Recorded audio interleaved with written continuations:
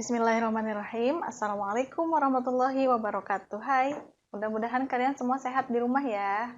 Hari ini bertemu lagi dengan Ibu. Kita hari ini akan belajar pendidikan agama Islam dan budi pekerti di kelas 8. Oke, anak-anak, sebelum kita mulai pembelajaran hari ini, marilah kita awali dengan membaca basmalah bersama-sama. Bismillahirrahmanirrahim.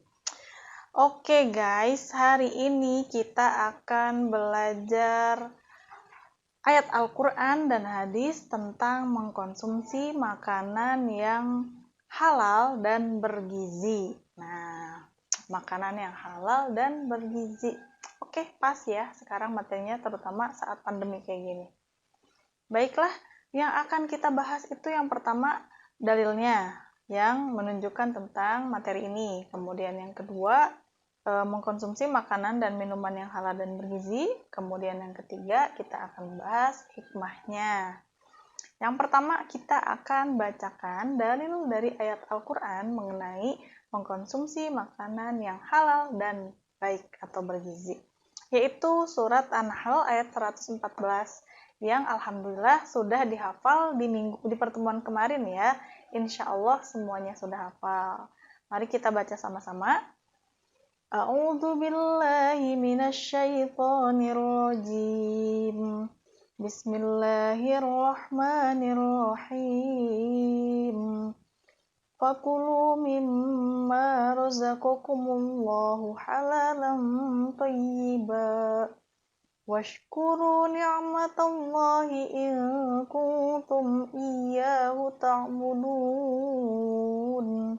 Shadaqallahul azim. Artinya, maka makanlah yang halal lagi baik dari rezeki yang telah diberikan Allah kepadamu. Dan syukurilah nikmat Allah jika kamu hanya menyembah kepadanya. Al-Quran Surat An-Nahl ayat 114. Nah, dari Surat An-Nahl ayat 114 ini, kita akan lihat kandungan ayat yang terdapat di dalam surat ini.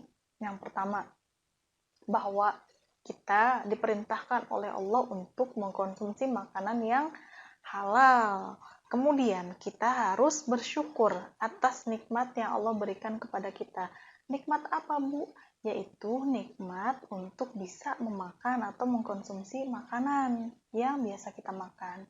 Karena itu rezeki dari Allah. Maka kita diperintahkan oleh Allah untuk selalu bersyukur gitu. Kemudian selanjutnya, kalau kita diperintahkan oleh Allah untuk mengkonsumsi makanan yang halal, maka kita dilarang mengkonsumsi makanan yang haram gitu.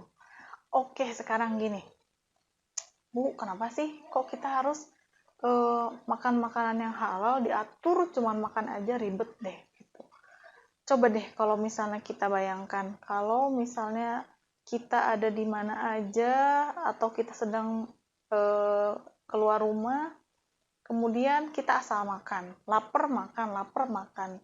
Itu kayaknya nggak punya aturan banget ya. Kayak nggak punya aturan, kayak yang seenaknya. Maka bersyukurlah kita sebagai muslim, kita itu punya pedoman hidup, yaitu Al-Quran, Al-Quranul Karim. Jadi kita harus bersyukur karena kita adalah makhluk ciptaan Allah yang paling sempurna, karena kita memiliki akal pikiran gitu. Jadi nggak asal makan, yang penting kenyang. Lewat ada makanan diembat aja, nggak tahu itu makanan apa, isinya apa, yang penting kenyang. Jadi kan nggak seperti itu ya, karena kita bukan hewan, kita adalah manusia. Kemudian sekarang kita akan cari tahu apa sih Bu arti dari kata halal, apa arti kata haram. Bahkan tadi dalam surat An-Nahl itu ada kata-kata halal thayyiba. Sudah halal thayyiba, harus thayyiba. Nah, itu apa? Oke, kita artikan satu-satu. Pertama, halal. Halal itu artinya diperbolehkan atau disahkan menurut syariat Islam. Maka haram itu artinya kebalikan daripada halal, yaitu tidak diperbolehkan atau tidak diizinkan. atau tidak disahkan menurut syariat Islam. Gitu. Nah, di sini dalam surat An-Nahl ada kata-kata halal atau thayyibah, halal dan thayyib. Sudah halal ada kata thayyib. Tadi kan halal diperbolehkan. Nah, sekarang thayyibah. Thayyibah itu artinya baik. Berarti kita harus mengkonsumsi makanan yang halal dan baik.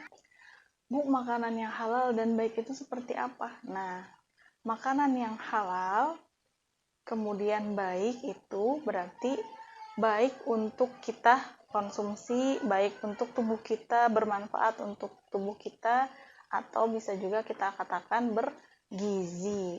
Berarti ada dong Bu makanan yang halal tapi tidak baik. Ada, banyak makanan halal tapi kurang baik untuk tubuh kita. Karena setiap tubuh itu berbeda-beda. Kan ada misalnya si Intan nggak suka pedas, ada lagi si Kartika dia sangat suka pedas. Nah, setiap orang itu kondisinya berbeda-beda. Jadi kalau Intan makan pedas itu nggak baik buat tubuhnya. Padahal cabai itu halal. Nah, gitu ya. Kenapa kita harus makan makanan yang baik, yang halal dan yang baik? Jadi makanan itu jenisnya macam-macam. Ada makanan yang baik, ada makanan yang kotor, ada makanan yang menjijikkan, ada makanan yang basi. Gak mungkin kan kalau misalnya kamu makan makanan yang basi itu akan jadi penyakit. Nah, berarti itu adalah contoh makanan yang tidak baik. Atau makanan yang menjijikkan. Contoh makanan yang menjijikkan itu adalah misalnya kamu makan kemudian kamu muntahkan makanan itu. Karena itu statusnya masih makanan, kamu makan, muntahan itu kamu makan, itu kan jijik ya. Itu juga contoh makanan yang tidak baik. Maka kita harus mengkonsumsi makanan yang baik, tentunya yang bermanfaat untuk tubuh kita. Itu yang namanya makanan yang halal atau thayyibah. Nah, gitu ya. Itu adalah pengertian halal, kemudian pengertian haram, dan pengertian halal atau thayyibah. Gitu. Berarti materi ini sangat pas dengan kondisi kita saat ini di tengah pandemi COVID-19. Kenapa? Apa hubungannya? Yaitu saat ini kita itu disarankan untuk menjaga imunitas tubuh kita. Jadi kita harus menjaga imun kita supaya tetap fit, supaya tetap on fire gitu ya orang-orang bilangnya. Tetap semangat belajarnya, tetap sehat.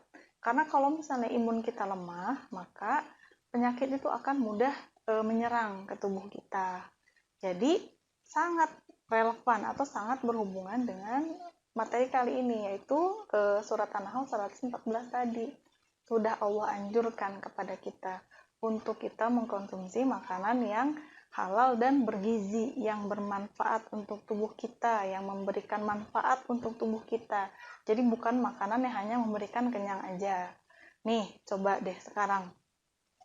Siapa yang suka jajan tapi nggak suka makan, maksudnya makan di sini makan yang sehat ya, makanan yang sehat yang udah disediain di rumah. Biasanya kan mamah kalian di rumah itu sudah masak, ada sayur ya kan. Ini nggak sarapan tapi jajan aja. Atau mungkin ada yang memang dia ceritanya diet. Nah, diet jadi dia nggak banyak makan, seharian dia nggak makan ketemu lagi dia malam, atau misalnya dia makan cuma sekali sampai akhirnya dia malah jadi sakit. Nah, itu juga tidak baik guys. Jadi kamu harus mengenali tubuh kamu sendiri, jangan bertindak gegabah atau jangan bertindak seenaknya terhadap tubuh kita, karena tubuh kita juga memiliki haknya. Kita ada lambung itu kalau tidak diisi makanan, nanti dia akan bekerja tanpa ada makanan yang kita konsumsi, itu akan menimbulkan penyakit. Apa penyakitnya? Yaitu penyakit mah ya. Jadi semuanya kita harus atur sesuai dengan porsinya. Makan makanan yang bergizi, ada buahnya, ada sayurannya, ada karbohidratnya gitu. Jadi semuanya harus seimbang. Emang nggak boleh jajan Bu? Boleh banget. Kamu mau jajan seblak, mau jajan bakso, boleh. Tapi harus diimbangi dengan makanan-makanan yang sehat lainnya gitu. Jadi jangan hanya setiap hari itu makannya seblak aja, atau bakso aja, mie ayam aja. atau nggak makan sama sekali karena pengen kurus. Nah, jangan ya, itu namanya menyiksa diri. Allah nggak suka dengan orang yang menyiksa dirinya sendiri. Kalau kamu menyiksa diri artinya nggak bersyukur. Kan tadi udah jelas, kata Allah kita harus bersyukur atas nikmat yang Allah berikan kepada kita.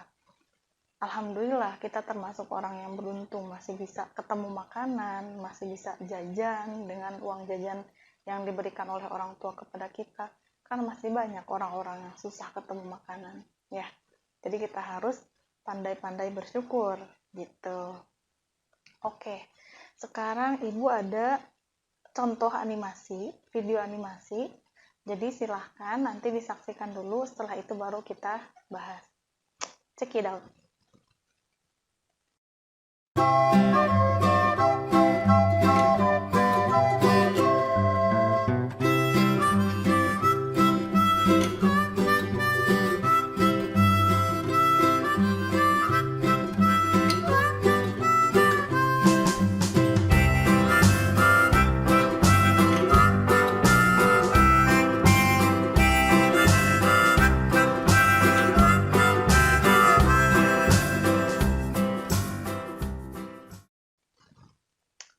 Oke, bagaimana setelah menyaksikan video animasi tadi? Nah, kira-kira udah mulai merasa nggak? Apakah, aduh gue banget itu, gitu. Atau mungkin apaan sih nggak ngerti? Nah, kita kita bahas sama-sama. Jadi, dalam video animasi tadi itu kita katakan si Rizky lah ya tadi. Si Rizky sedang olahraga. Kemudian di tengah olahraga itu dia kalau olahraga pasti kan capek. Sampai berkeringat. Nah, dia olahraga sendirian di lapangan. Nah, ketika dia kehausan, dia lupa kalau dia tuh nggak bawa minum dari rumah. Tiba-tiba dia lihat ada minuman, ada aqua botol. Wah, aduh ada aqua botol. Dia tengok kanan, kemudian dia tengok kiri, dia lihat ke sekeliling, nggak ada orang. Langsung Rizky bilang, Alhamdulillah, rezeki anak soleh, kata Rizky. Pas banget ya Allah, terima kasih. Allah tahu banget yang gue butuhin. Pas banget lagi aus, ada minuman muncul. Emang anak soleh mah beda, kata si Rizky. Kemudian dengan percaya dirinya dia minum. Alhamdulillah, kata Rizky. Nah, kira-kira minuman yang tadi Rizky minum itu statusnya apa? Apakah minuman itu halal ataukah haram? Kira-kira halal atau haram? Nah, guys, ini yang ingin Ibu sampaikan. Jadi, mungkin bukan hanya itu ilustrasi aja ya. Bukan hanya ketika olahraga aja. Mungkin di antara kalian juga pernah ada yang mengalami hal yang serupa, cuman beda cerita, bukan minuman, permen misalnya. Itu kan kalian anggap hal kecil ya. Ada permen nih, nemu. Wah, nggak ada yang punya nih, nggak ada orang, udahlah makan aja bang permen. Itu kan sepele gitu. Nah, itu status makanannya itu adalah subhat. Subhat itu artinya tidak halal, tidak juga haram. Jadi dia tengah-tengah. Dikatakan halal, enggak halal. Dikatakan haram, dia juga tidak haram. Jadi meragukan. Nah, kita sebagai umat muslim harus mengkonsumsi makanan yang halal. Tadi yang Allah bilang ya. Allah tidak memerintahkan kita untuk mengkonsumsi makanan yang subhat kan? Maka kita hindari makanan yang seperti itu atau minuman yang seperti itu yang statusnya subhat, meragukan, ya kan? Harusnya pas Rizky kehausan itu, waduh, gak ada orang nih gitu. Enggak. Kalau ada orangnya, minta, Pak, boleh nggak aku minta minumnya? Soalnya haus banget gitu. Misal kalau dikasih berarti halal, ya kan? Kalau kata si bapak-bapak itu, nggak boleh nak, nggak boleh, itu soalnya punya anak saya. Tapi sama Rizky diminum paksa, itu berarti haram, ya kan? Berarti si Rizky mencuri minuman itu, walaupun hanya beberapa teguk. Karena tidak diizinkan oleh yang punya minuman itu. Nah, ini mah subhat. Jadi, kita harus menghindari mengkonsumsi makanan atau minuman yang seperti itu. Karena sudah jelas perintahnya adalah kita harus mengkonsumsi minuman yang atau makanan yang halal gitu. Jelas ya? untuk pengertian halal, kemudian pengertian haram, kemudian pengertian makanan yang halal atau thayyibah. Terus tadi yang terakhir adalah makanan subhat, pengertian dari subhat. Seperti itu ya. Nanti dari materi hari ini ada di bab berikutnya kita akan membahas tentang jenis makanan dan minuman yang diperbolehkan oleh Allah atau yang diharamkan oleh Allah gitu. Nanti akan kita bahas lebih detail lagi di bab berikutnya. Kalau sekarang sampai di situ aja. Dari materi yang udah Ibu sampaikan tadi, Ibu akan berikan tugas kepada kalian. Tugasnya adalah coba silahkan kalian tuliskan hikmah dari materi yang sudah disampaikan hari ini. Hikmah menurut kalian sendiri. Hikmah yang kalian dapatkan setelah kalian pelajari materi ini, kemudian kalian tuliskan di kolom komentar di video ini ya. Diawali dengan menyebutkan nama kalian. Oke? Mudah-mudahan materi hari ini dapat dimengerti atau memberikan memberikan keberkahan ilmu untuk kita semua. Hindari makanan yang haram, makanan yang menjijikkan, makanan yang kotor. Juga harus kita hindari, kita harus menjadi muslim yang baik, yang taat. Terima kasih banyak atas perhatiannya. Wassalamualaikum. Terima kasih banyak atas perhatiannya. Mari kita tutup dengan pembacaan hamdalah. Alhamdulillahirabbil alamin. Wassalamualaikum warahmatullahi wabarakatuh.